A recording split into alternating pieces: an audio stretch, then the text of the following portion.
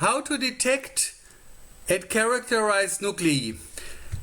We are separating nuclei via the watershed algorithm and using varying intensity parameters.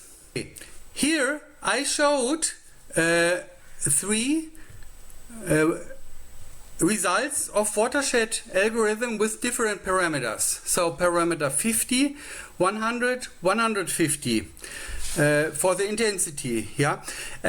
As you can clearly see, the image in the middle. In the image in the middle, the nuclei are well shaped and well separated. So a watershed parameter around 100 will do quite a reasonable job. If the watershed parameter is considerably lower, like 50, yeah, I can still see a lot of these white points, and I can estimate that most of them do belong to a detected nuclei, but they don't have the same form. They just have they are very small, these white points. So I on the so to say on the level of the mountain, I just took a very small part, and due to this there might be artifacts between that, or on the other hand some nuclei might be unrecognized. Yeah. On the other hand, if I make a watershed parameter of 150, like on this right image, the nuclei are not well separated anymore, and there's much cytosol and artifacts falsely included in between. There are some further words to be said on that. I will explain that later. But you can see the parameter matters a lot. How to detect and characterize nuclei? Yeah, there are certain. Now I'm explaining several ideas, and this is an outlook. I didn't implement them yet, and don't know the results. Yeah, one good idea is to use the watershed algorithm with a number of different parameters. As you have seen in this comparison before, the level of detection strongly depends on this parameter, and if I use images with several such parameters, I can get further information on the process. Yeah. I can use a succession of these images to detect nuclei and separate them from artifacts and cytosol. Because in the succession there is certain additional information that for let's say for a succession of several images, a really separated nucleus will stay separated. Yeah, and it will not be connected in one and unconnected in the next one also. Further, cytosol, which is regularly colored by eosine, red, might also include some free nucleic acids. These are colored by hematoxylin then, and that is blue, and give rise to some blue background in cytosol parts of image as well. So you see there is a biological reason for a certain amount of just background noise that we have in this image processing process. So it is not just about how to arrange my image processing in my color space, but it is also to take care of the software aspects and to take care of some biological aspects as well.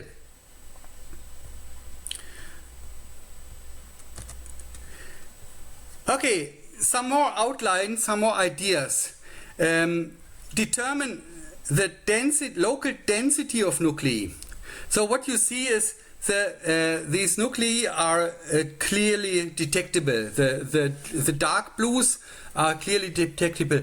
By the way, what you can see if you look carefully, there are some nuclei also colored, but colored less intensely, like here, in comparison to the dark blue colors. We should and can do some further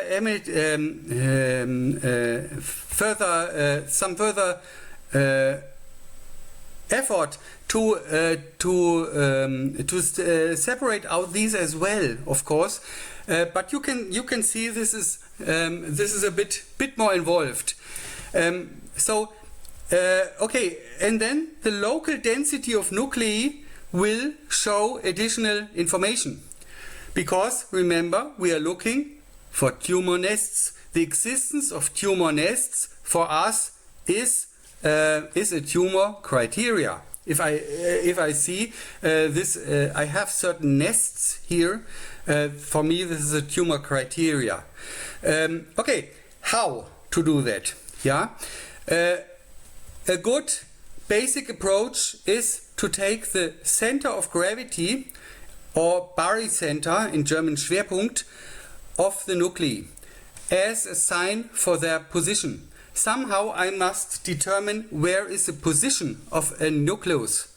And this is a basic and robust criterion for that. And then determine the local distribution of the number of nuclei per area. You can do that just by these centers of gravity. You can determine center of gravity of each segmented nucleus, and then as a second step, then determine the local distribution of the number of nuclei per area. You will get segmentation for the tumor nests. Their number of nuclei per area is higher than in their surrounding. So this tumor nest here, I can separate from this part of the surrounding or this part from the surrounding, because just the number of nuclei per area here is much bigger, and this in itself will lead to valid criteria that this possibly is a tumor. Further ideas: determine the size statistics of the nuclei. That is, example given, fit circles of same area around the nuclear positions and thereby determine their respective diameters. So if I know, let's pick one, from this nucleus, the center of gravity is just 1 pixel, 1 point. But of course this nucleus in the image, it takes on a certain area. I can estimate this area if I fit circles, the size of circles, to have the same area, for example, as this one, and then take this as my measurement. Yeah, and this can be a tumor criteria in its own. We should look at this statistic then with a lot of different slides. To determine whether they really change statistics between tumor and normal. Can be in its own, and also it can be taken together with other information, other criteria. So from statistics of nuclei we can take further information. For example, fitting an ellipse or other kind of oval to the segmented nucleic areas, the elongation may be determined. Yeah. So if I look at that image, most of the nuclei appear more or less round. Some don't. Yeah. Some are elongated a bit. Sometimes I feel this dumbbell formation. It can be in software. This can be fitted and segmented against the really spherical form, and uses this information, this additional information, as a hint whether you have tumors or not and how this particular tumor behaves. Next, some more ideas to determine the chain statistics of nuclei. One interesting point that I have seen is this particular example of tumor.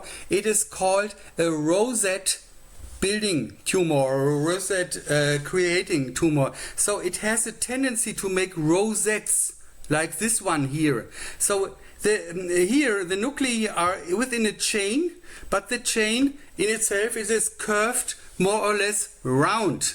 Yeah, and you can see this throughout the image. There is a tendency of building round chains. Here as well, the middle is empty, more or less, but there is a round chain. These are more compact. There's also something in the middle. This can be interpreted as a round chain here with a lot of other ones in the middle. It can also be interpreted just as a one compact form. But this tendency exists, and I have found out that this is a particular subdivision of tumors that build these two rosettes. All this geometric behavior can be hinted on with looking for patterns. Yeah, at least I can start with the chains. Chains may be detected in that each nucleus. For each nucleus, the neighboring nuclei are arranged in a locally one-dimensional direction. Yeah, so locally it's one-dimensional. Then I have a chain. So this I can take into a pattern recognition criteria. If I have a nucleus, I can ask the question: where are your next neighbors? And if 2 or 3 of them are aligned in one line, I have a hint to a chain. If it is 5, 6, 7 in one line, I do have a chain, and then I can see, aha, there is a chain building behavior. This is another criteria. Yeah, so a lot of geometric criteria might, in combination especially, might really lead to better tumor criteria and to understand understand what is going on in this image. So, to summarize what we have done in this video, yeah, the idea is to learn histologic image processing, learn Python programming, and use ChatGPT for the learning process altogether. And this video is a demonstration how this can be done. I started off with one particular image with certain characteristics. I do not know Python by myself, but I learned it in the progress, and I used ChatGPT for the Python implementation along the way. And that showed some interesting points of pattern recognition that can be used for tumor detection in automatic tumor detection in pathological images. Thank you.